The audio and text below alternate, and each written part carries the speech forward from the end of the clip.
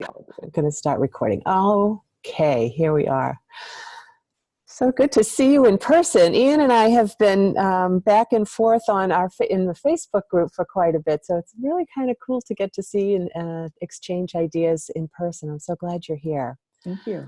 So before we get started, as I do, what I would like to do is give a quick digital tip. And here's what I'm going to talk about today. I'm going to go ahead and share my screen. So one of the things about me is that I am so addicted to learning. I get addicted to learning everything all of the time. And as you guys know, that can be a huge time suck. But, you know, I just feel like it's something I want to do. So often I'll want to watch a Facebook video, for instance, or a video that's not on YouTube. It's on somebody's website, or it's in their Simplero or the Kajabi site or something like that. And I want to watch it faster because I like to consume faster. I listen to my podcasts fast. I listen to my books fast. So as you see on Facebook here, it doesn't have the same setting as YouTube to make it go faster. So I have a plugin on my computer on Chrome. I use Chrome, you guys. And if I go here, I can increase, and actually you can reduce the speed if you want to. So I can usually increase it to 1.25, 1.5, depending on what's happening there. So let me show you what I did to do that. I looked up, I Googled, it's in the Chrome web store. So you can look up video speed controller in the Chrome web store, and it would say install on Chrome. Mine says remove because it's already there. And if you are a fast learner like I am, I think you'll like this. So that was my super quick tip, because I know we want to spend the rest of the time with Ian today talking about, you know, profit. That's a good thing. I'm going to do your official bio, Ian. Founder of Moxie Bookkeeping, Ean Price Murphy founded Moxie in 2003 to work with creative businesses and nonprofit companies run by people deeply engaged with their work, but frequently not comfortable with numbers or aware of the systems required to be successful. Me. Moxie's core offering is the organizational financial information informed by her own firsthand knowledge of being a business owner.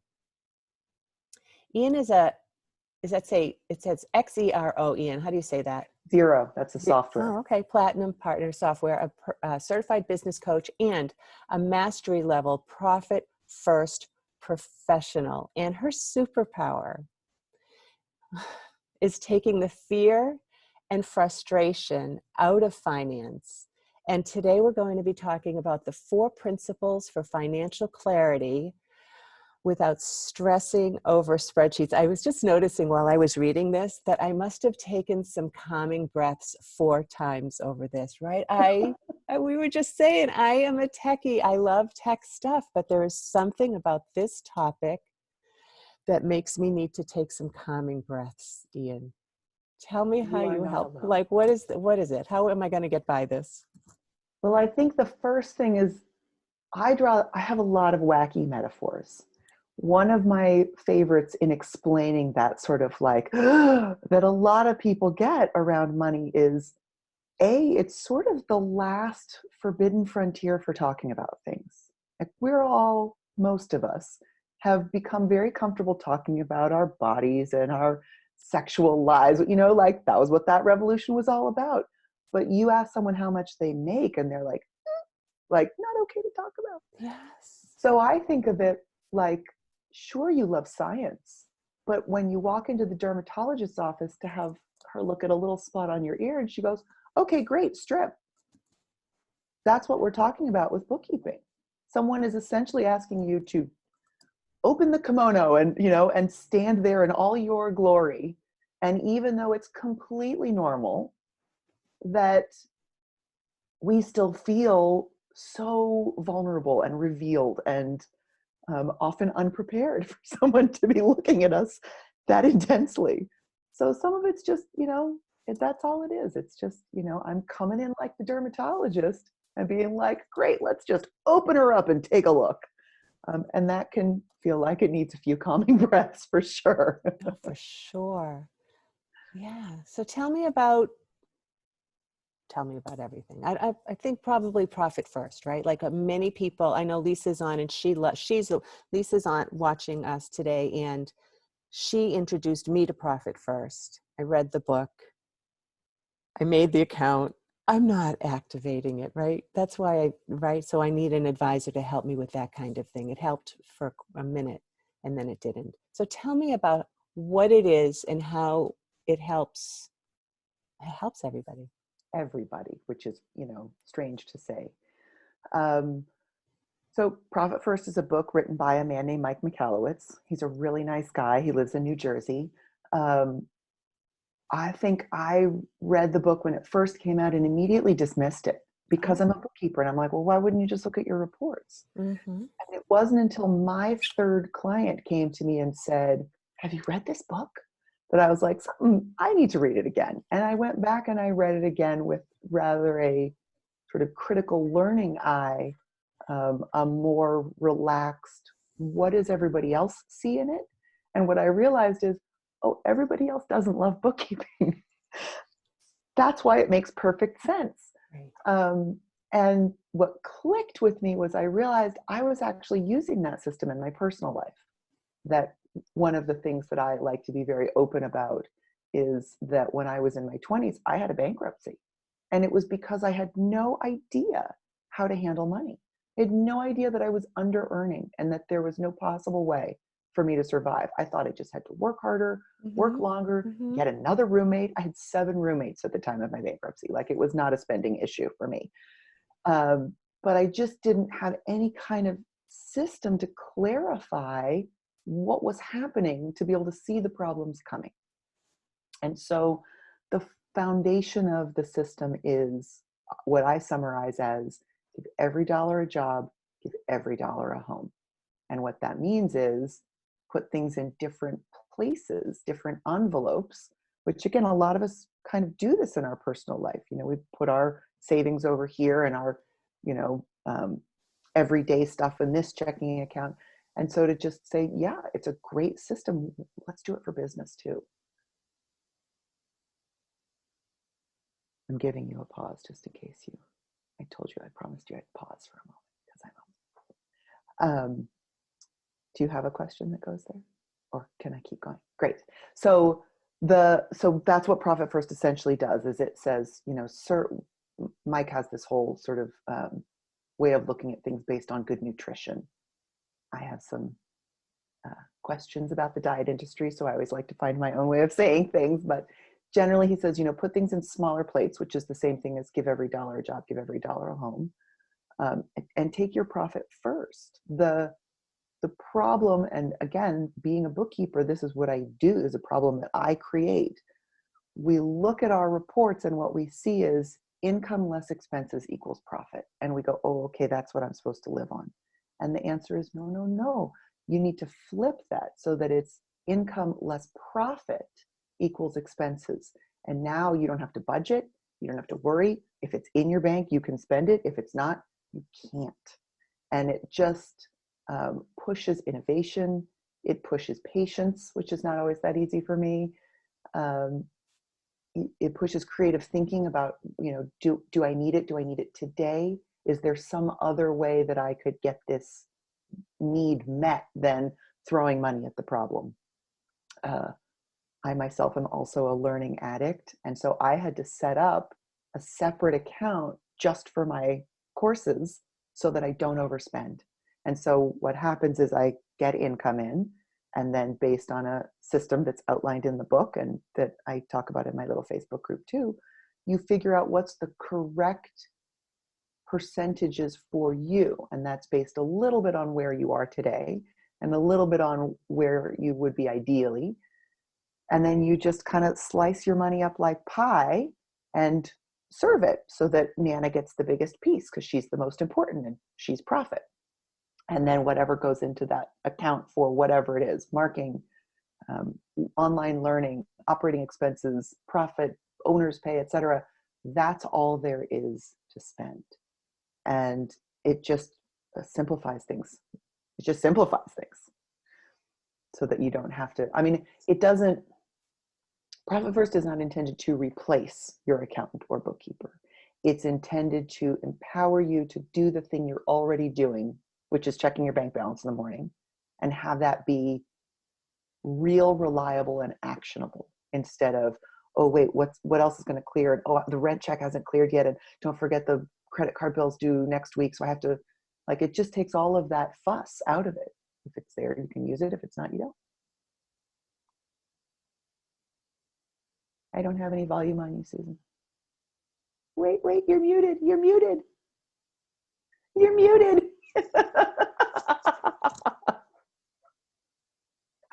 Thank you. So you're saying this and I feel like, oh yeah, why wouldn't you do that? Of course. Why wouldn't you do that? That makes so much sense. Why haven't I been doing this? And listening to you speak too, I feel like, oh, like this feeling of lightness. But then I'm like, yeah, like what is some of the pushback that you get? What is some of the hurdles that you have to get by with some of your clients? Because I'm sure there are some. Yeah, most people say, I don't know how this is going to help. And I go, I know. Yeah. Let's try it. Yeah. Some of them say that feels really overcomplicated. And, you know, I mean, same thing. That's like, it's overcomplicated like a buffet table almost, where if everyone just ran in at the same time, it would be chaos. That's your bank account. Yeah. It's only when you separate it out and serve it sequentially that you get what you want to get. And I would also say, you know, I'm not a fan of a big push. I'm very risk averse, a bookkeeper. And so I love slow and steady. I love, you know, do and then test. So I always say, look, if you're totally unsure of it, you probably already have a savings account. Just start to allocate 1% of your income every time you sit down and do the money, weekly, biweekly, monthly, whatever. And just put 1% into that savings account. And after 3 months, just take a peek at what happened and look at that. And if that doesn't motivate you, okay, maybe you don't need it. Okay, now I'm understanding better, because now I'll do my own analogy and say it's a lot like when I work with people on their social media or their digital marketing in general, email marketing, social media, website, because they're looking at everything. I've got the website and search optimization and Google Analytics, and I've got my email marketing, and I've got an automated and my list growth and the social media, and there's all those different social, Facebook, Instagram. I can't keep up with all of it. And so to your point, we start on one place, usually email marketing, and let's just get that really good. Let's grow your list. Let's make a series, an automated series for you, so that's running in the background with all that delicious, generous stuff that you want to give people, and give and give and give, and find ways to bring people closer to you through, right? So same thing like you're saying. It's like, do one thing, see how you feel about it, look at the results. Don't let it just sit there. Like, look at your results. Same thing with your website. Look at your analytics. Look at your insights on your social. Look at your open rates and click rates on your email, and get that feedback that's going to make you want to do more or adjust so that you can get towards your goals. Yeah. Right.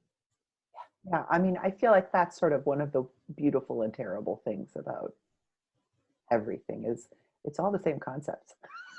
You know, it's all, we all have this information. It's just having the system to apply it, and a lot of times having the right guide to be like, oh, slow down. Okay. Like, you know, take a breath. You're talking about 5 things. Let's talk about one thing. So.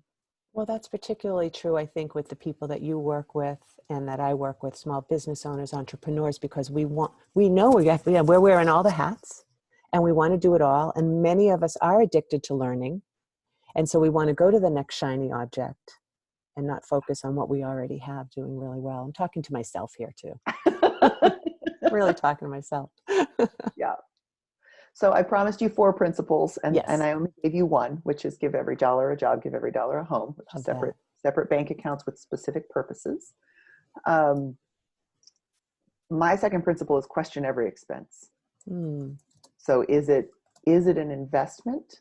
Is it money that when it leaves, it will bring you back at least as much? And if so, when? Mm-hmm. Do you need it today? Could you do it tomorrow? Could you find some other way to get it done without spending? Third is avoid debt and build a cash cushion. Because I think, and again, we are our businesses in so many ways. And I think we forget that what works in one area also works in another. And that if one of them isn't working, the other one probably won't either. So either we're not paying ourselves enough from the business because we're reinvesting, and therefore our personal life is kind of lagging a little bit, or we're spending our personal life as if we had a business that is perhaps bigger than it is, and really dragging the business down by pulling too much out too fast.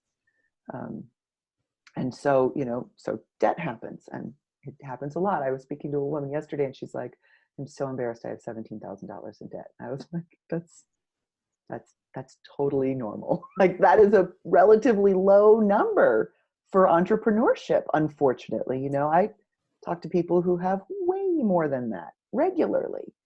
But again, there's that shame of like, oh, I've done something terrible by racking up a little bit of debt because that was the only thing that I knew how to do. So, we talk about, as you save that money up, as you let your profit grow, if you have debt quarterly, and part of the reason for quarterly is to give the money what I think of as a cooling off period, to make sure that you don't need it somewhere else, to sort of test the flexibility of it before you spend it. So quarterly, if you have debt, you would take 90% of your profit and apply it towards the debt in an additional payment to really kind of pull the principal down rather than just interest only. But you have to keep a little bit of it to go celebrate. That, again, I feel like that's one of those habits that we forget, is that this business isn't only here to serve others, it's here to serve us. And it has to give us that little hug of like, thank you for being a business owner, and thank you for doing this, and please be able to do this again next month without stress and frustration, and and so whatever that means to you. For me, it means ice cream, and that's why I have a little ice cream theme on my website. If nothing else, I'll go buy myself an ice cream cone and sit outside it, even in the cold months. Yes.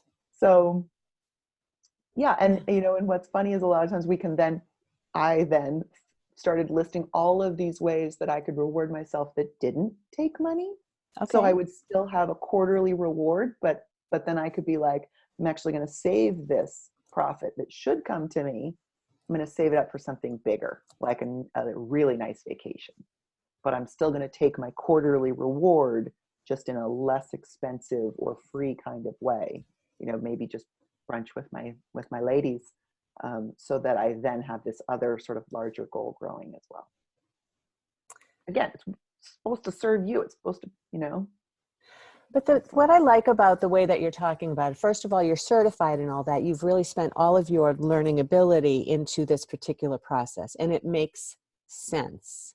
And what I like about it too is, right now my business is in a growing stage because I'm adding programs. I'm adding a membership. I'm adding webinars. So my flow, my cash flow, my money flow is coming from different areas, but also because I'm outsourcing more. So I'm looking for that. Where is the profit? I know that I'm in a growing stage, and I understand that part. But I was talking with somebody recently about this. Somebody in my accountability mastermind who, they give you really good feedback, right? Sometimes it's not what you want to hear. And she said, Susan, you're churning money. Like, how are you going to stop doing money in, money out, money in, money out, and keep some of that? And that was my goal for this month, which was perfect that we were talking about this today, is to figure out, all right, how is that going to work out? And my experience is the only way it works out is if you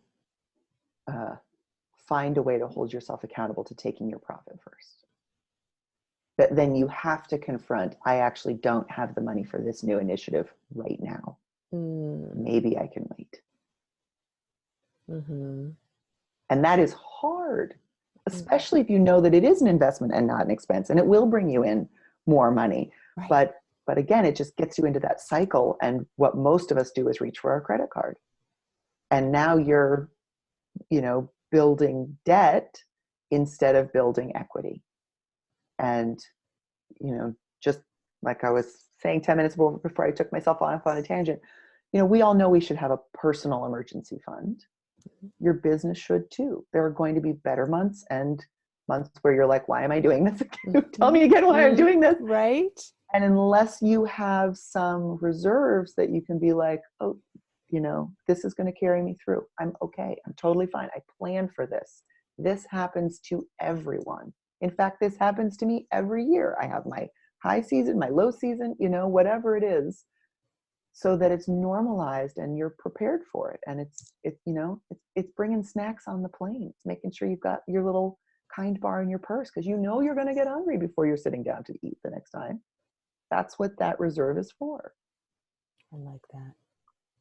Yeah. What other kinds of pushback or stress do you help your clients get by with this topic, which is a personal topic? I loved your analogy of going to the doctor and just automatically putting on a gown, right? Like that's such a good analogy. Yeah. And there are people like, I don't mind going to the dentist because especially when I had the 5 kids at the house, I was like, oh, 20 minutes in a chair by myself. I got this. But I can understand that a lot of people have that anxiety about going to the dentist. Right. That's a weird thing to say, but yeah.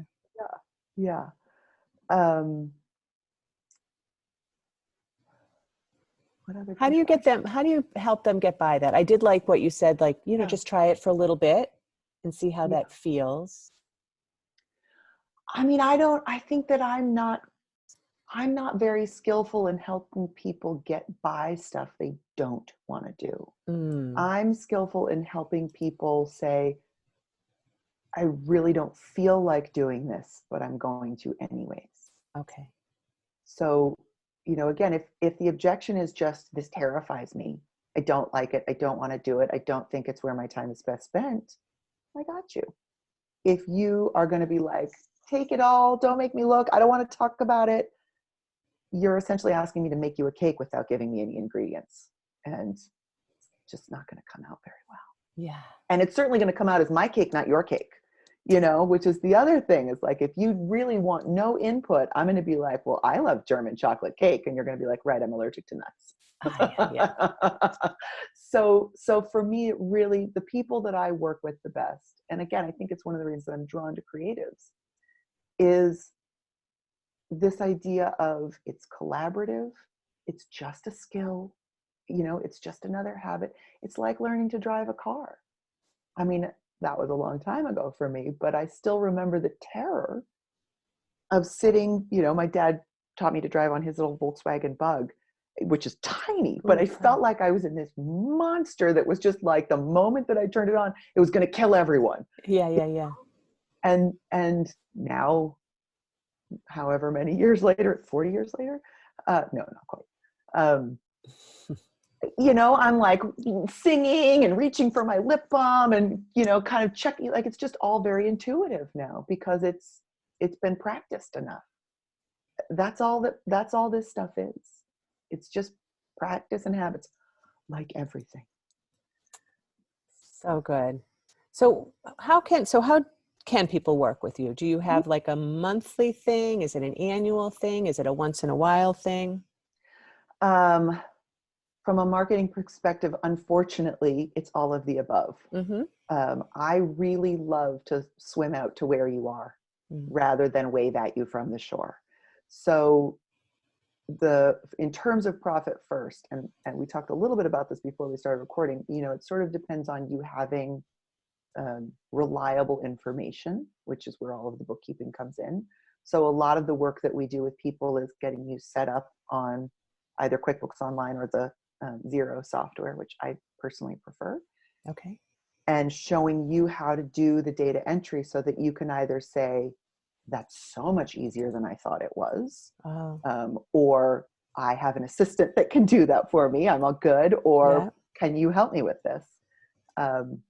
And that usually starts with looking at your chart of accounts, because I feel like that's the place where people feel disengaged from their books.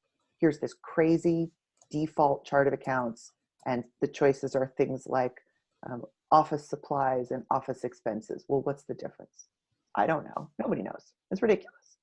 What do you think of it as? You know, do you need to be looking at studio supplies versus office supplies? What, you know, what are the things that you care about tracking? Those are the things we want to be on your chart of accounts. So if you have good books already, or if you need us to help you get good books, once you've got that information, then I do a one-off consultation, which I call the single scoop, again with the ice cream. Oh, I love it.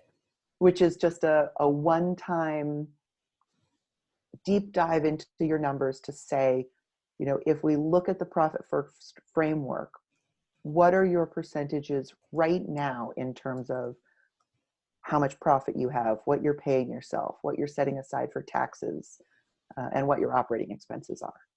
And, you know, and then we compare that to the target or ideal percentages, and we slowly build towards them.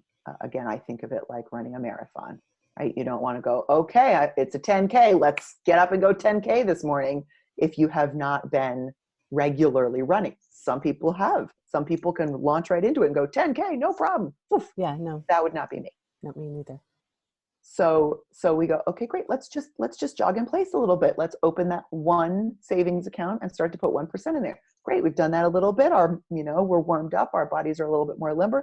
Let's go to the end of the block now. Let's move 1% from where you are towards that ideal, and then just let that adjust for a bit and just see how it goes. Is it stressing you too much? Is it stressing you not enough? This is a very long answer to a very short question. So and this is all on the website too. Okay. So that's the one-off. And then from there, it's really personality. Are you someone that wants a lot of hand-holding and accountability? Do you just want a quarterly check-in? You know, so again, I try to say, well, what are your goals? What do you need? What do you want? What's your budget? Let's find the little Venn diagram overlap of the juicy little center, and we'll do that.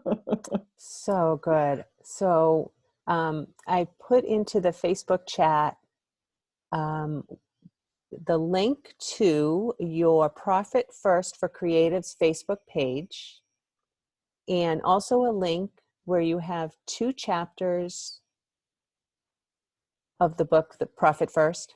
Yeah, it's the first. I would also mention, I think that's probably how you found me too, that we had gone through that book because of when Lisa Raish had told me about it. We'd gone through that book in the Rise Above Noise Facebook group too. And so if people are listening to this and they're like, oh, where is that? It's over on the group on the left-hand sidebar. There's a tab there that says units, and it's all the books that we've gone through. It's one of my favorite things that I do in the group. And Profit First is one of those.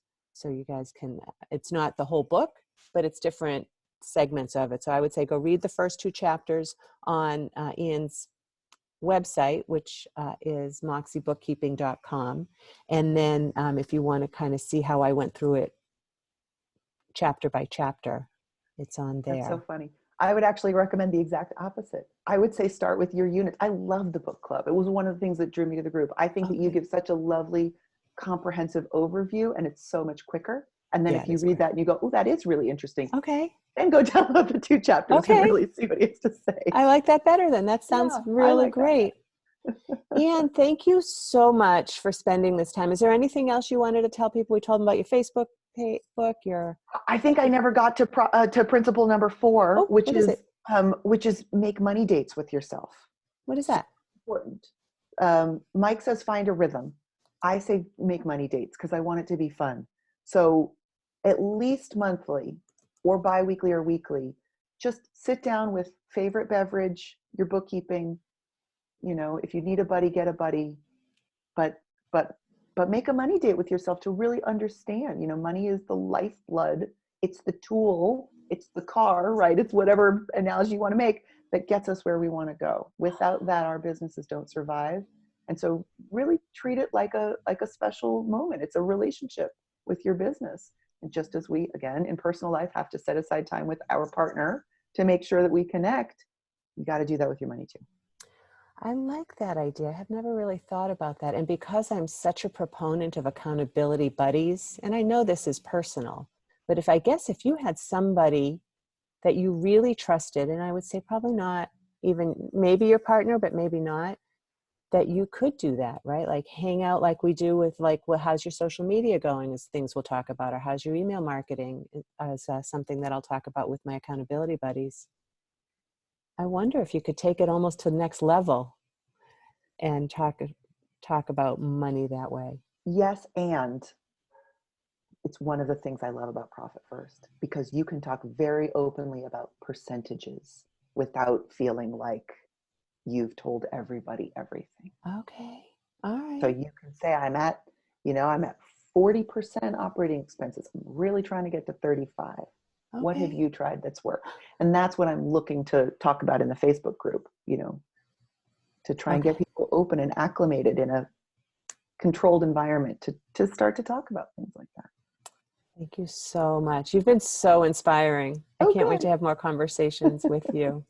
Awesome. So you guys, you could go check out Ian, and you can go also back over to our Rise Above Noise group and look for that Profit First book. And that's awesome. Thank you so much, Ian. Thank you.